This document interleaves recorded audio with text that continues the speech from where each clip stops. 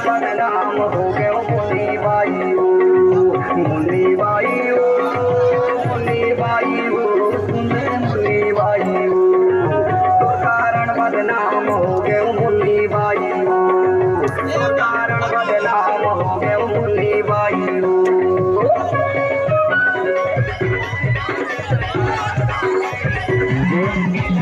अरे यार